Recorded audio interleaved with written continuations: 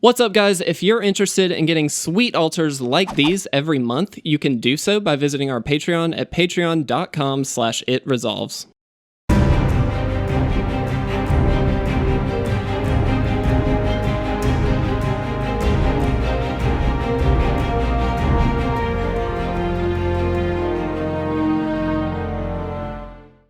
What's going on, guys, and welcome to another episode of the Crack-a-Pack series. I hope you all are doing exceptionally well this week. Obviously, it's only Tuesday, but this week has already been a really good one. I'm really excited about it, and we're opening up a pack of Hour of Devastation, which I'm not super excited about, if I've got to be honest. This set is not my favorite. I did actually really like the theme of Amonkhet, Hour of Devastation, that kind of Egyptian theme. I thought that was really cool, but unfortunately, based on card quality, based on the actual cards themselves and the value that's going to be retained out of this set and stuff like that, there's just not much there. There are a few really nice hits, definitely. The Locust God being one of them, Scarab God being a pretty good one as well. Really any of the gods, and then a few other cards in here, Nicol Bolas, stuff like that. Really, really cool stuff. It's just, it's not the best. It's not the most exciting stuff. But nonetheless, we are going to go through this, as with any of our Crack-a-Packs, as if it is a pack one, pick one scenario. So we're going to do the best we can to figure out what our first round draft pick would be. There were some cool mechanics that we'll go over. We're starting off with one here that's actually pretty cool. But I can't think of anything too crazy that we might have to go through. I did draft a little bit of this set, so I do have a fairly good grasp of what's in here. So regardless, our first card here is Khenra Eternal. It's a 2/2 for 1 and a black. Already decent value. It's a bear. It does have Afflict 1, so whenever this creature becomes blocked, the defending player loses 1 life. What was really cool about the Afflict mechanic in general is that it really encouraged you to be aggressive. It's okay if this creature gets blocked, because it still actually gets to deal some damage, which just means the games, if you draft the Afflict, it's generally, I believe it was more of a red-black strategy. If you really draft that Afflict deck, you're really pushing through that damage regardless of whether or not your creatures get blocked because of all these Afflict triggers that can eventually stack up. And it makes it really favorable in combat towards the end of the game.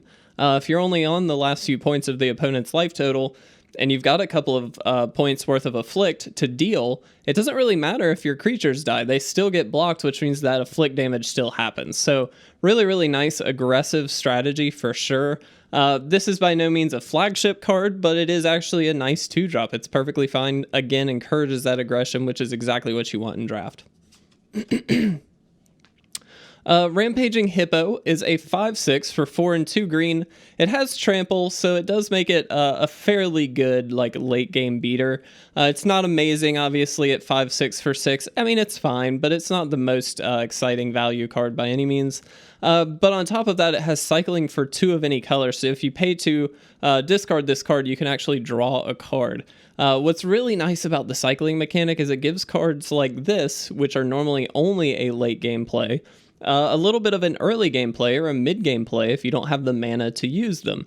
So if you find yourself looking for a particular answer, for instance, say you're in a board state and you really need a removal spell to deal with the opponent's big bomb, if you can get that, then you're probably going to be well set up for the rest of the game.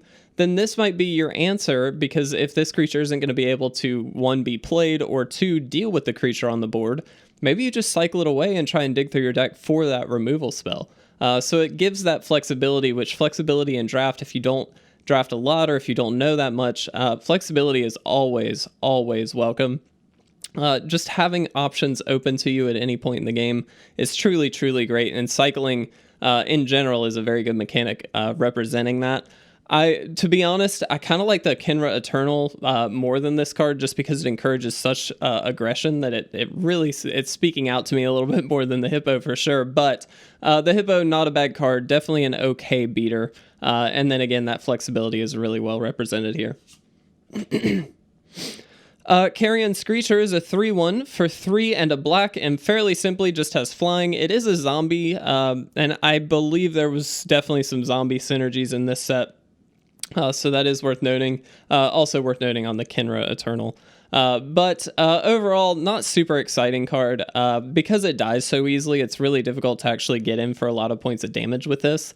It is nice that it has 3 power. If it can get in for damage, it's going to get in for a chunk, for sure. and it is evasive, which is great, but it dies to almost any burn. Any kind of just damage dealing spell is going to be able to deal with this really, really easily. And generally speaking, if I remember correctly, there were enough of them that made me not want to play a card like this for sure. Frilled Sandwalla is 1 green for a 1/1.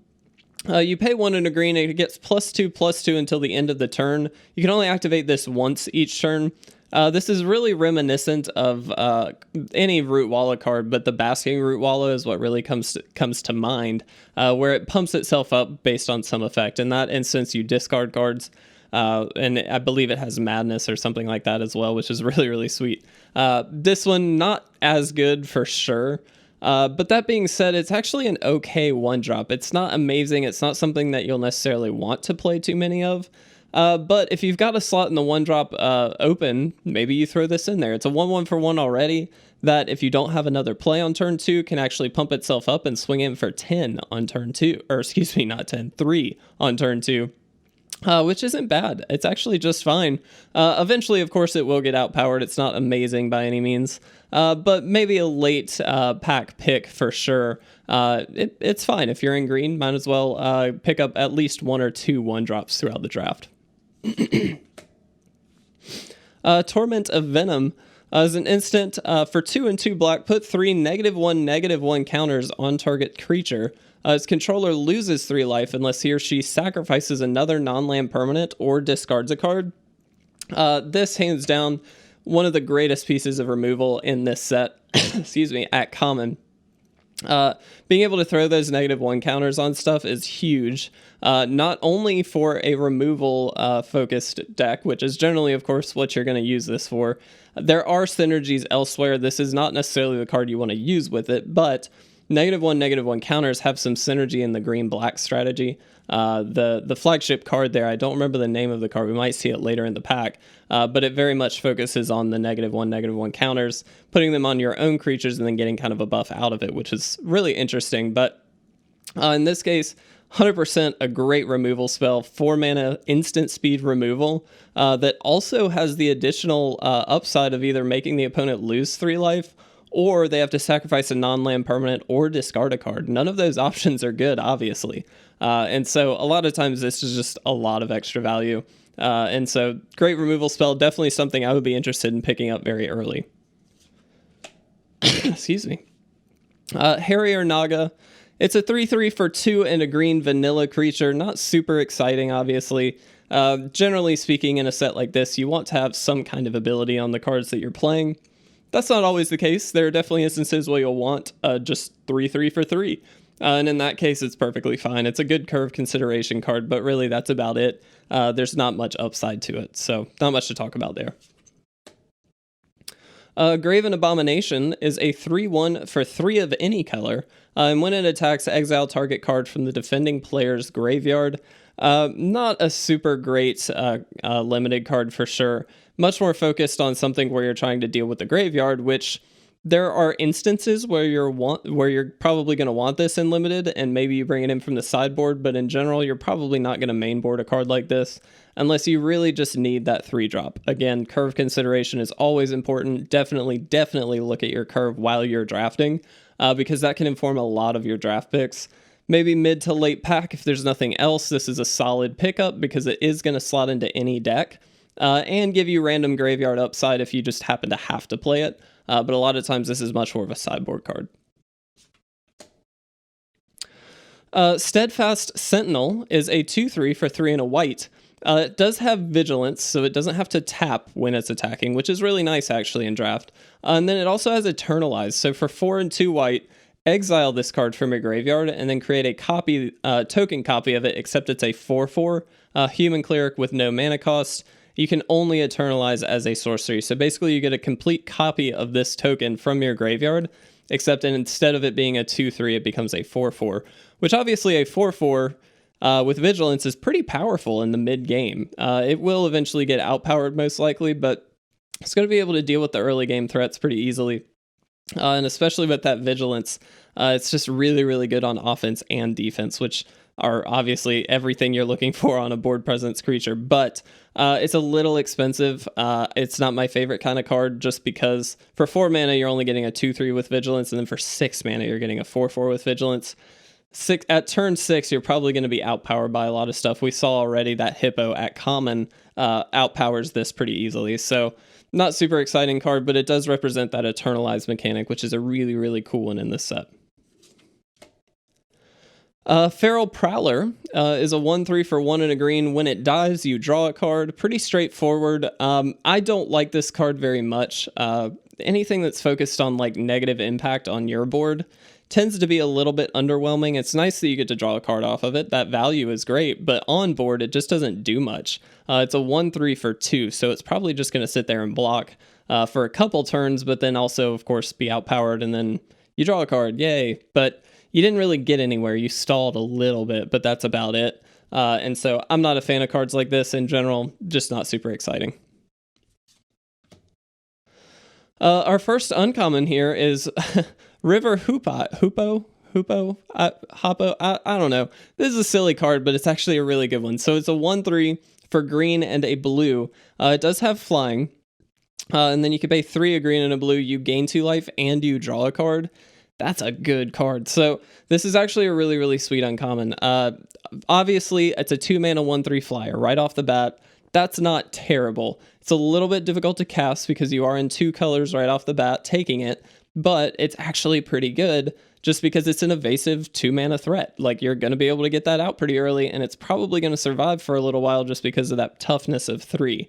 But what's great about a card like this is even late game, if you draw this, you play it out, hopefully you might even have mana right then to activate it, and you can start drawing cards off of it. And if you draw 1-2 cards off of this, it's gained its value. Not only that, there's incidental life gain, which is also great. You could argue, I think, either way that this might be a little bit better of a first pick than the Torment of Venom. I'm kind of on the fence with it, so I'm going to keep them both together for now. I value removal very heavily in draft, but this is definitely an engine for your deck for sure. It's just a little bit of a pigeonhole just because you're putting yourself into 2 colors right off the bat, but that's not the worst thing in the world. Generally, you're going to end up there anyway. Hope Tender is a 2/2 for 1 and a green. You can pay 1, tap it, and untap target land, or you can pay 1, tap it, exert it, and then untap 2 target lands. So an exerted creature will not untap during your next untap step. Really, really cool mechanic. We saw it in Amonkhet first, but essentially what that means is you get to get a little bit of extra value out of it by leaving it tapped for an extra turn, which is really cool. I think it's an interesting kind of flavor mechanic and things like that. This card, not my favorite. It's okay, I guess, if you're trying to fix your mana, but in general, it's just not great. You obviously, if you exert it, you're netting an extra mana, and in that case, it's fine. But you can only use that once for every turn, or 2 turn cycles, excuse me. And so for that reason, I'm not a fan of it. It's just a little slow.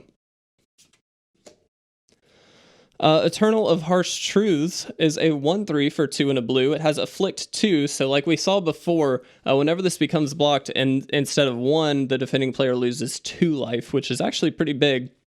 And then whenever it attacks and isn't blocked, you draw a card. So this is just a really interesting card. It encourages aggression, obviously, and it has upside no matter what, which is really, really good. Obviously, if it's blocked, it's going to be dealing 2 damage regardless.